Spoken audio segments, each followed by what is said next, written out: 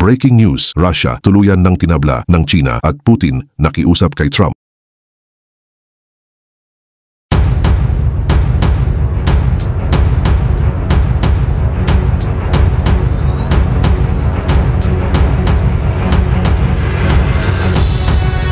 Sa mas tumitinding gulo sa pagitan ng Russia at mga kalaban nitong bansa ay tila ginulantang ng China ang buong mundo matapos nitong ianunsyo na ititigil na nila ang pag-i-export ng mga high-precision machine tools sa Russia kung saan ang mga ito ay may mahalagang papel sa war machine ni Putin.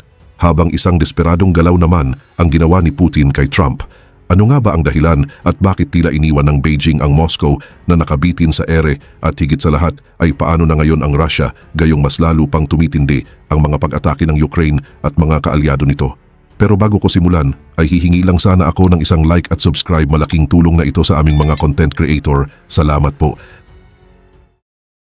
Sa isang hindi inaasahang pagkakataon ay biglang itinigil ng China ang pag-export ng mga high-precision machine tools papuntang Russia, mga makinang mahalaga para sa paggawa ng armas. Ito ay nangyari kahit na umabot na sa mahigit 4 na bilyong dolyar ang na-import ng Russia na ganitong mga makina mula sa Asia simula Enero 2023 na ginagamit nila sa paggawa ng lahat mula missiles hanggang drones. Kinumpirma ng Tatprom stand owner na si Ilar Nerv ang mga restrictions. Ayon sa kanya, tumigil na ang mga Chinese companies sa pagbebenta ng high-precision machine tools sa Russia maliban na lang kung may espesyal na lisensyang ibibigay. Sakop ng ban ang mga makinang may accuracy na umaabot sa 3 hanggang 4 na micrometers, ang level ng presisyon na kailangan para sa mga advanced na military components. Pero bakit nga ba pipigilan ng China ang sarili niyang strategic partner? Ngayon kasi, sobrang dependent na ang war machine ng Russia sa mga makinang ito. Kung wala ang mga ito, hihinto ang produksyon ng guided missiles, aircraft parts at precision weapons. Kontrolado kasi ng China ang 80% ng supply ng Russia. Ipinapakita ng timing ng hakbang na ito ang kalkulasyon ng China. Dahil sa mga Western sanctions, putol na ang Russia sa technology ng Europe at Amerika. Kaya ngayon, hawak na ng Beijing ang lahat ng baraha. Ayon kay Ukraine Sanctions Commissioner Vladislav Vlasuk, ilang buwan na nilang sinusubaybayan ang mga shipment na ito. Nadiskubre ng kanyang team na mahigit 300 Japanese precision machines ang ibinenta sa mga Chinese companies na kalaunay napunta rin sa Russia. Sabi ni Vlasuk, ang pagsunod sa sanctions ay nangangailangan ng tuloy-tuloy na pagbabantay at resources kahit mula sa ating pinakamalalapit na partners. Agad namang kumilos ang Japan. Inutusan ng Ministry of Economy ang Sugami Corporation na tapusin ang mga kontrata nito sa mga Chinese intermediaries. Kumpirmado rin ng Farouk, ang nangungunang machine tool maker ng Japan, na pinagbawalan na nila ang lahat ng transaksyon sa Russia mula pa noong Marso 2022. Pero mas malalim pa ang problema ng Russia kaysa sa kakulangan ng makina. Hindi lang kasi ginagamit ang mga tool na ito sa paggawa ng armas, ginagamit din sila para ayusin ang mga ito. Kailangan ng mga tangke ng Russia ng mga replacement parts na gawa sa eksaktong sukat. Ang mga fighter jets naman ay nangangailangan ng mga precision components na sinusukat sa micrometers. Kung walang Chinese equipment, hindi na kayang ayusin ng Russia ang mga armas na meron na sila. Ipinapakita ng mga numero ang kwento. Bawat buwan, nawawalan ang Russia ng mahigit 100 tangke sa Ukraine. Bawat tangke ay nangangailangan ng daan-daang precision machined parts para sa pagkukumpuni. Kung walang makina, walang repair. Apektado rin ang nuclear sector ng Russia. Ang mga CNC machines mula sa mga kumpanyang tulad ng Funk ay mahalaga para sa nuclear engineering. Ibig sabihin, tinamaan ng ban ng China ang mga pinakasensitibong military programs ng Russia. Samantala, tuloy pa rin ang ibang klase ng suporta ng China. Ayon sa mga intelligence reports, patuloy pa ring nagtatransfer ang mga Chinese companies ng drone components, navigation systems, electronics at optical equipment. Ibig sabihin, hindi pa tapos ang relasyon nila, mas nagiging selective lang ito. Ayon sa Vienna Institute for International Economic Studies, China ang naging pinakamalaking trading partner ng Russia pagkatapos ng Western countries, pero kahit unlimited partnership, may hangganan pa rin, may sariling pressure din kasi na hinaharap ang China. Nagbabala ang mga opisyal ng Europe tungkol sa posibilidad ng sanctions laban sa mga Chinese entities na sumusuporta sa war effort ng Russia, kaya kailangang balansehin ng Beijing ang pagsuporta sa Moscow habang pinoprotektahan ang kalakalan nito sa Western markets na nagkakahalaga ng trillions. Tinukoy ni Secretary Rubio noong nakaraang linggo ang pagbabagong ito, sinabing ang pragmatic na approach ng China ay nagpoprotekta sa interes nito habang nililimitahan ang kakayahan ng Russia. Agad na ramdam ang epekto. Iniulat ng mga Russian manufacturers na maraming existing orders nila ang naiipit sa mga warehouse sa China. Kahit bayad na ang mga makina, hindi pa rin ito pinapayagang lumabas ng China.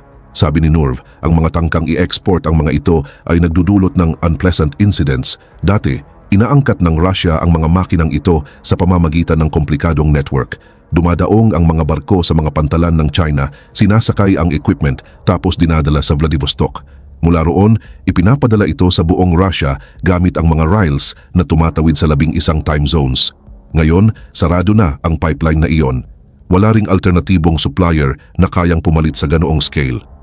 Ang Taiwan at South Korea naman ay may parehong western pressure, habang ang India naman ay wala pang sapat na kakayahan sa advanced manufacturing. Kaya naiwan ng Russia na mag-isa. Mahalaga rin ang timing nito. Katatapos lang maglunsad ng matagumpay na drone strikes ng Ukraine sa loob mismo ng Russia, tinatarget ang mga military production facilities. Kailangan sana ng Russia ang mga makinang ito para makabangon, pero hindi na sila bibigyan ng China. Kumpirmado ng European intelligence na totoo at ipinatutupad talaga ang mga restrictions. Nakakuha ng malinaw na utos ang mga Chinese customs officials na harangin ang anumang unlicensed export ng machine tools na may military designation. Pero higit pa rito, kahit ang mga private Chinese companies na dati ay nagbabaliwala sa export controls, ngayon ay tumatanggi na sa mga order ng Russia. Mas takot na sila sa Western secondary sanctions kaysa sa pagkawala ng Russian business. Isa itong malaking pagbabago. Sa loob ng 2 taon, tinulungan ng China ang Russia na iwasan ang mga Western technology sanctions. Ngayon, naglagay na mismo ang Beijing ng sarili nitong mga limitasyon. Ang strategic partnership na ipinagmamalaki ni Xi Jinping at Putin ay ngayon dumadaan sa unang totoong pagsubok. At nang kailangang pumili sa pagitan ng pagsuporta sa militar ng Russia o sa ekonomiya ng China, pinili ng Beijing ang sarili nito. Ngayon, nararamdaman na ng Russia ang epekto. Ang mga pabrika ng tangke ay nag-ooperate na lang sa mababang kapasidad.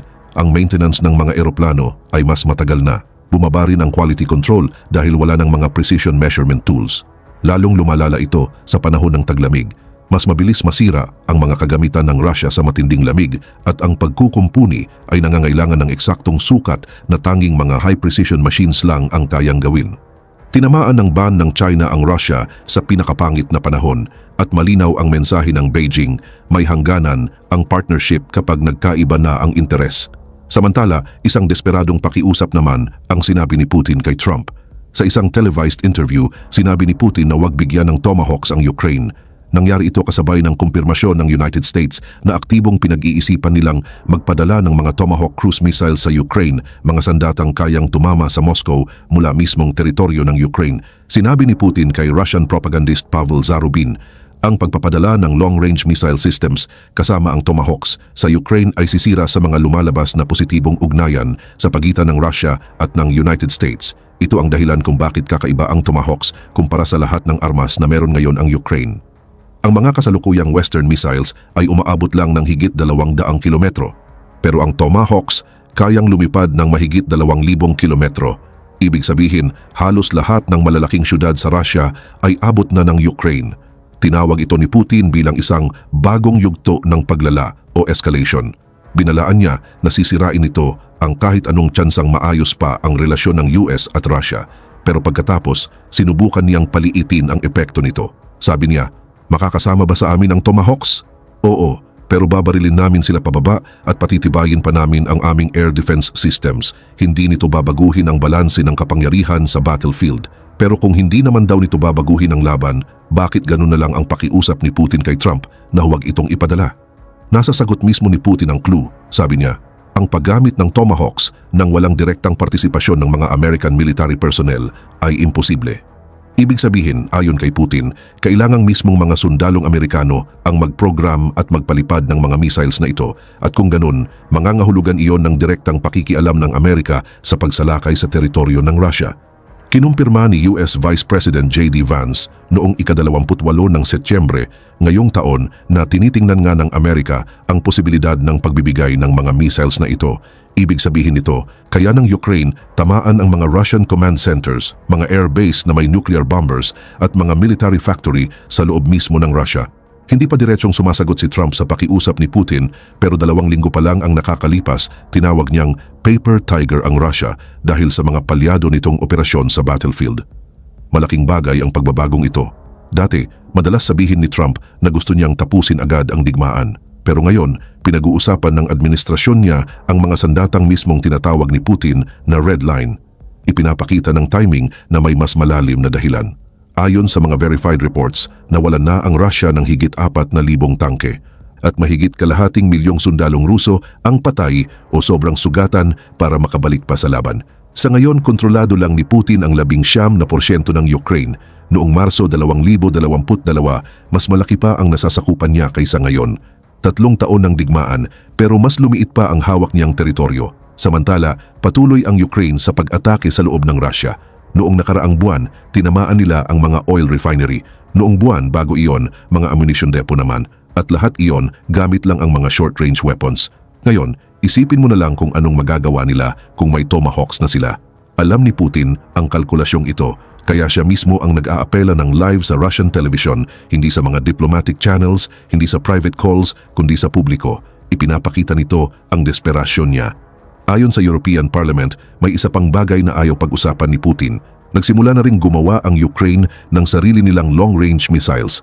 Ang tinatawag na Flamingo system ay sinasabing may kaparehong range ng Tomahawks. Hindi kayang pigilan ng Russia ang Ukraine na gumawa ng ganitong mga sandata. Pero kung Tomahawks galing Amerika, ready to use na iyon, proven in combat at pinino sa loob ng ilang dekada. Sinasabi ni Putin na sisirain daw nito ang mga positibong relasyon sa pagitan nila ng Amerika. Pero tanong ng marami, anong positibong relasyon?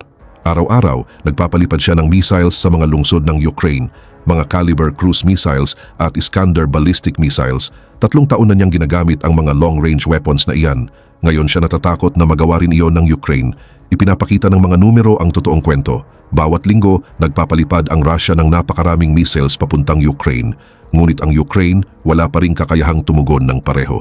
Kung mabibigyan sila ng Tomahawks, magbabago iyon agad, overnight. Ito ang dahilan kung bakit gano'n na lang kadesperado ang tono ni Putin. Hindi na siya nakikipagnegosasyon mula sa posisyon ng lakas. Ngayon, nagmamakaawa na siya para maiwasan ang mas matinding kapalit. Si Trump ngayon ay nasa gitna ng isang desisyon na pwedeng magtakda ng susunod na yugto ng digmaan. Ipadadala ba niya ang mga Tomahawk missiles at tawirin ang red line ni Putin? O pipigilan niya at hayaang mananatiling dehado ang Ukraine? Ang pakiusap ni Putin sa publiko ay nagpapakita na naniniwala siyang maaaring gawin talaga ito ni Trump.